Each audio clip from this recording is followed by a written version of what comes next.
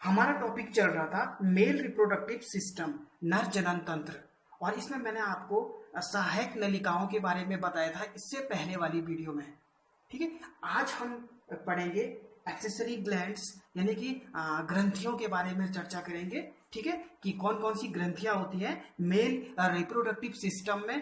तो सबसे पहले इसमें जो ग्रंथियां होती है, एक पहला देखिए पेयर्ड सेमाइनल वेसाइकल्स, यानी कि जो सेमाइनल वेसाइकल्स जो होती हैं वो संख्या में 2 होती हैं भाई।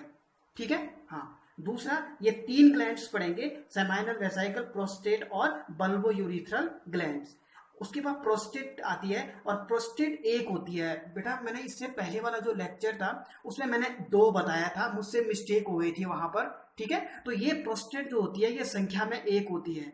ठीक है, इसके अलावा बल्बो यूरिथ्रल ग्लैंड, और ये भी क्या होती है, संख्या में 2 होती है। ठीक है, तो देखिए स्ट्रक्चर डायग्राम में समझते हैं पहले। तो सबसे पहले देखिए, ये मैंने आपको बताया दिया ना, ये सेमाइनल वेसाइकल्स है, शुक्राशय, ये देखिए। ठीक है, ये सेमाइनल वेसाइकल्स है, ये संख्या में 2 होती है। ठीक है, उसके बाद प्रोस्टेट आता है, ये 2 होती है, और जो प्रोस्टेट होता है ये 1 होता है। ठीक है, ये देखो ये इस तरह से है, ये आ रही है डक्ट आ रही है यहाँ से, और ये पूरी डक्ट पे इस तरह से होता है भाई ये। ठीक है ना, हाँ। ये लग तो यहाँ पर 2 रहा है लेकिन 2 नहीं है, बल्कि ये 1 ही है पूरा इस डक्ट के चारों ओर से, प्रोस्टेट। ठीक है, हाँ। तो प्रोस्टेट ग्लैंड है ये होती है संख्या में 1, और बाकी जो बल्बो यूरिथ्रल है ग्लैंड है ये भी संख्या में 2 होती है। देखो एक ही साइड से है और एक ही साइड से है। ठीक है, तो सबसे पहले देखिए सेमाइनल वेसाइकल्स के बारे में बताते हैं आपको। सेमाइनल वेसाइकल्स क्या करती है, देखो ये संख्या में 2 होती है, और ये एक जो ये सेमाइनल वेसाइकल्स है एक पाउच की तरह होती है, एक थैले की तरह होती है दोनों तरफ से, ये देखिए। ठीक है, ये एक थैले की तरह होती है, और इससे क्या होता है, इससे जो सीक्रेशन होता है, एल्कलाइन सीक्रेशन होता है, इससे जो सीक्रेशन जो होता है, ठीक है, वो कैसा होता है, क्षारीय प्रकृति का होता है।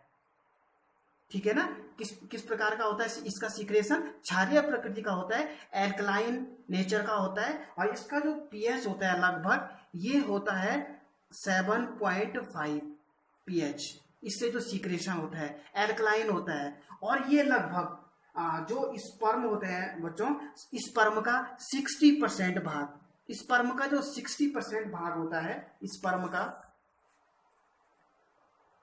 ठीक है, 60% भाग जो होगा वो सेमाइनल वेसाइकल का सीक्रेशन होता है। ठीक है ना, सेमाइनल वेसाइकल का जो सीक्रेशन होता है जो एल्कलाइन होता है, इसीलिए जो स्पर्म होते हैं वो स्पर्म जो होते हैं वो क्या होते हैं, क्षारीय होते हैं भाई। उसका लगभग शायद आई थिंक मैं आगे बताऊंगा आपको, लेकिन क्षारीय होता है, 7.5 या 4 के समथिंग होता है इसका पीएच स्पर्म का। ठीक है, आगे बताऊंगा मैं कि कितना होता है वैसे पर, लेकिन एल्कलाइन होता है, क्षारीय प्रकृति का होता है, और ये इसी के कारण होता है क्योंकि सेमाइनल वेसाइकल का जो पीएच होता है, वो सेमाइनल वेसाइकल का जो सीक्रेशन होता है वो क्षारीय प्रकृति का होता है, और लगभग स्पर्म का 60% होता है। ठीक है, अब देखो जो इसका जो सीक्रेशन होता है ना, सेमाइनल वेसाइकल का जो सीक्रेशन होता है उसमें फ्रक्टोज होता है भाई। क्या होता है, फ्रक्टोज।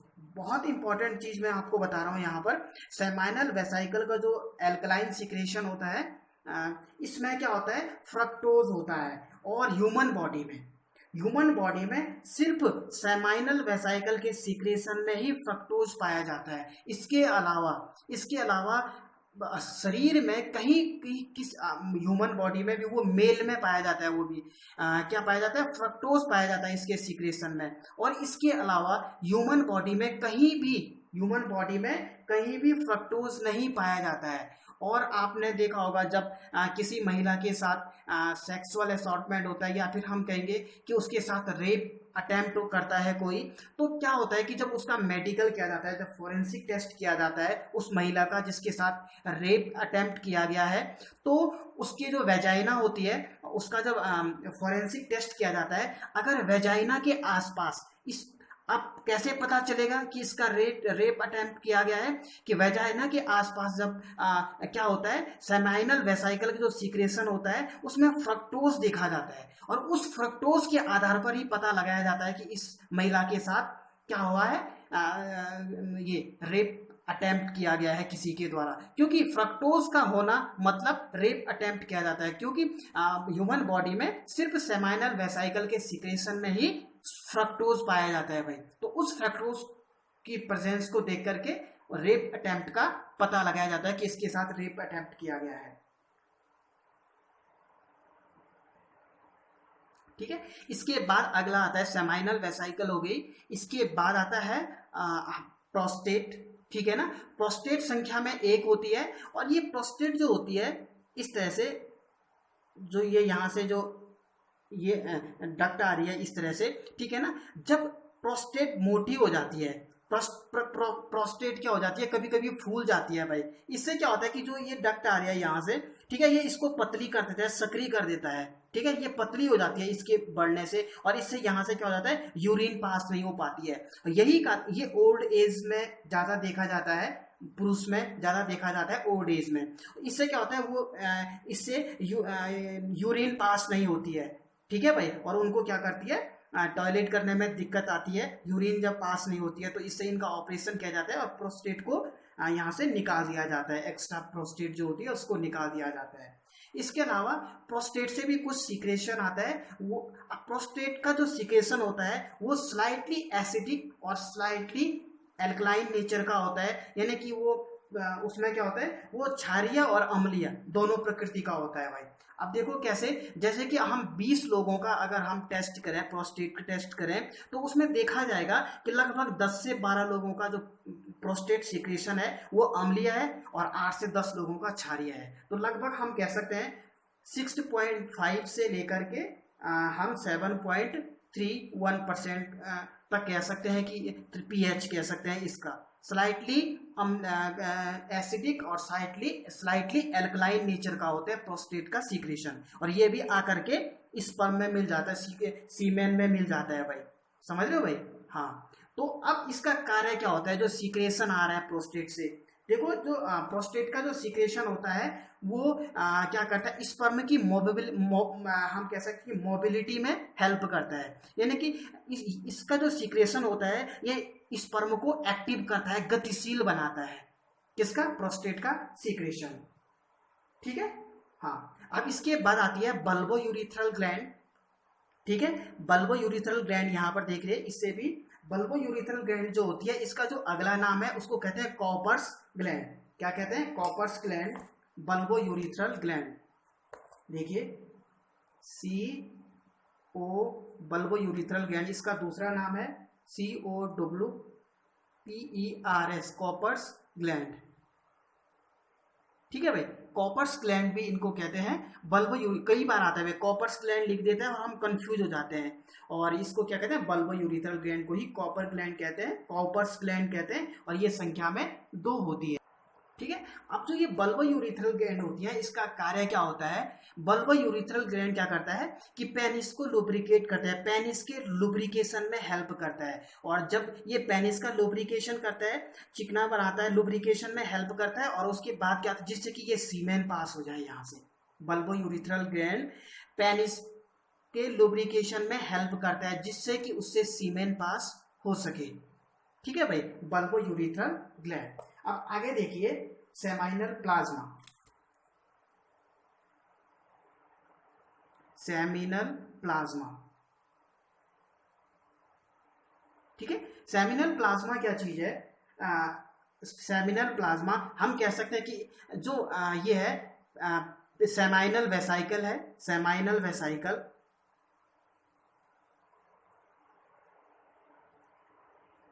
सेमाइनल वेसाइकल्स का जो सीक्रेशन है, इससे आने वाला जो द्रव है, जो पदार्थ है, सीक्रेशन है, और प्लस प्रोस्टेट ग्लैंड से आने वाला सीक्रेशन,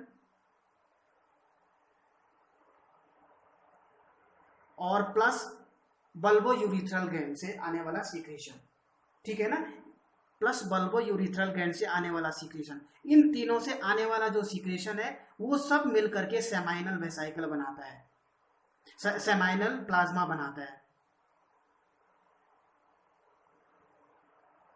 बल्बो यूरिथ्रल,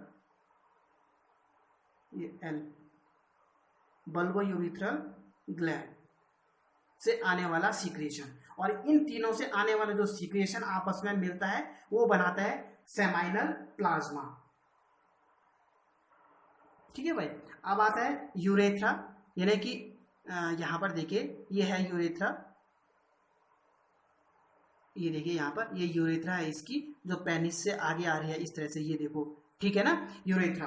तो ये इसको यूरिनोजेनेटियल डक्ट भी कहते हैं। इसका अगला नाम है यूरिनोजेनेटियल डक्ट, यानी कि ये क्या करता है, यूरिन और सीमेन दोनों को पास करता है, इसलिए इसको यूरिनोजेनेटियल डक्ट भी कहते हैं। और ये आगे आती है और किसमें खुलती है, ये खुलती है ग्लांस पेनिस। ये ग्लांस जो पेनिस का जो आगे उभरा हुआ फूला हुआ भाग होता है उसको कहते हैं ग्लांस पेनिस। ग्लांस पेनिस के अगले सिरे पर खुलता है जिसको कहते हैं यूरेथ्रल मीटस। ठीक है ना, यूरेथ्रल मीटस कहते हैं। और इससे बाहर की ओर खुलती है कौन, यूरेथ्रा। जो मूत्र मार्ग होता है इससे यूरिन भी पास होती है और सीमेन भी पास होती है। और ये इसका जो आगे का टिप है इसको कहते हैं यूरेथ्रल मीटस।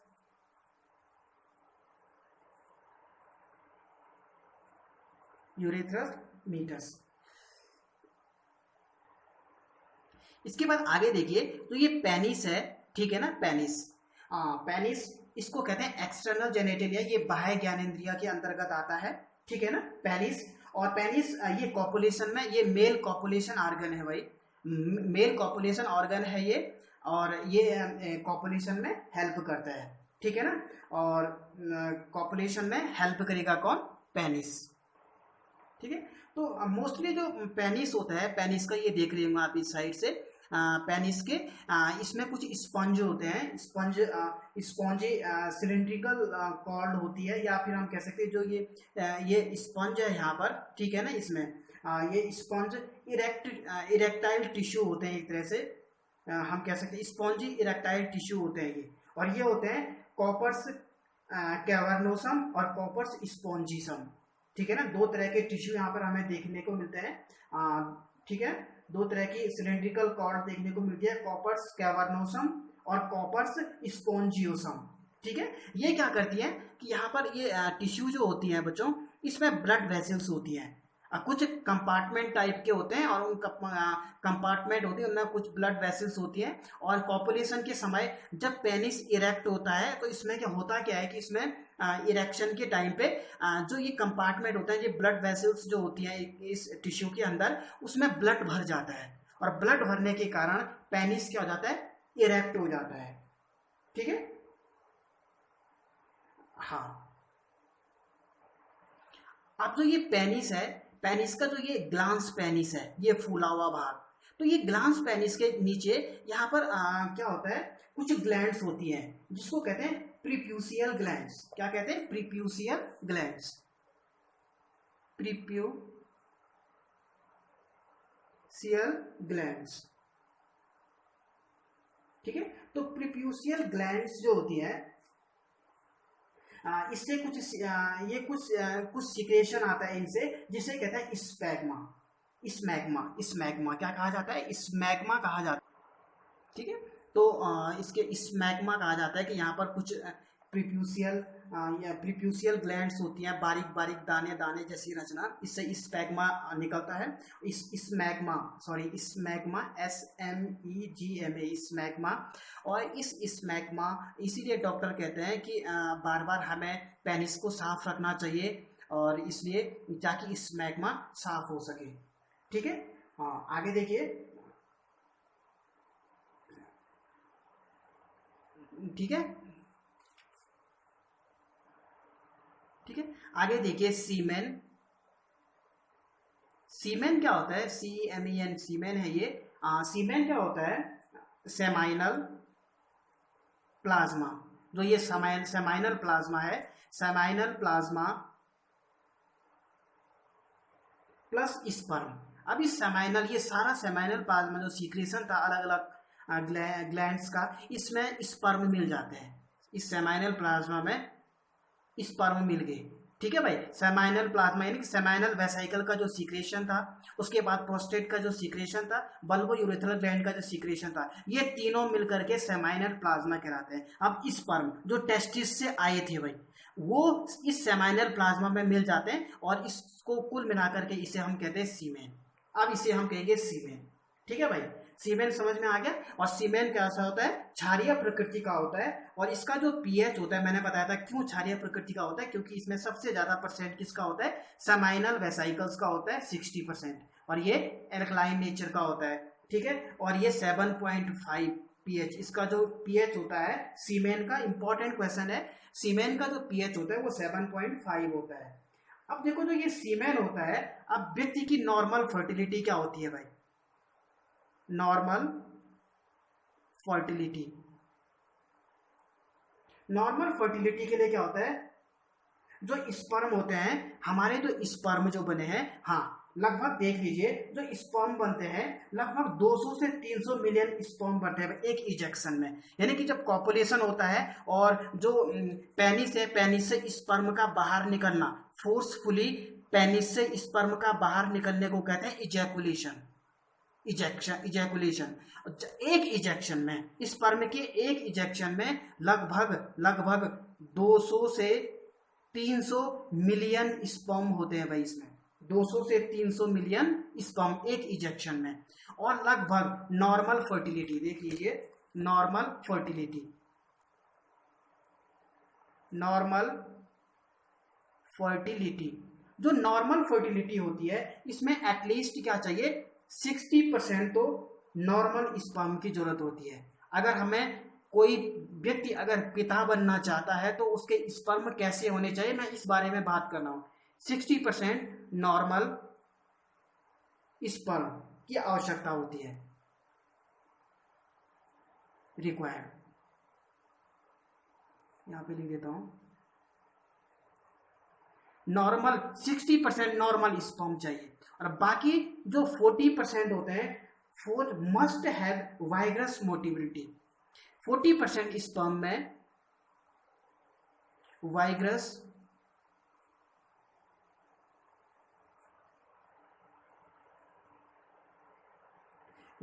मोटिलिटी चाहिए, यानी कि वो काफी अधिक गतिशील होने चाहिए, एक वाइग्रस मोटिलिटी होनी चाहिए 40% स्पर्म में। अगर वो गतिशील नहीं है, तंदुरुस्त स्पर्म नहीं है, 40% से कम वाइग्रस मोटिलिटी है स्पर्म में, तो इस ऐसा व्यक्ति कभी पिता नहीं बन सकता है, क्योंकि उसके स्पर्म में 40% वाइग्रस मोटिलिटी होनी चाहिए और नॉर्मल स्पर्म कितने होने चाहिए, नॉर्मल स्पर्म लगभग 60% होने चाहिए। अगर वाइग्रस मोटिलिटी 30% हो गए और जो नॉर्मल स्पर्म 70% हो गए, तो इस कंडीशन में वो पिता नहीं बन पाएगा। यानी कि पिता बनने के लिए जो तंदुरुस्त स्पर्म है जिसमें मोटिलिटी वाइग्रस है, ठीक है, वो कैसे होने चाहिए, 40% होने चाहिए। इस तरह से आज हमारा मेल रिप्रोडक्टिव सिस्टम यानी कि नर जनन तंत्र समाप्त हो गया है। अगर कोई क्वेरी हो आपकी तो आप मुझे मैसेज कर सकते हैं व्हाट्सएप पे, या इसी के कमेंट बॉक्स में कमेंट कर सकते हैं। इसके बाद हम पढ़ेंगे फीमेल रिप्रोडक्टिव सिस्टम।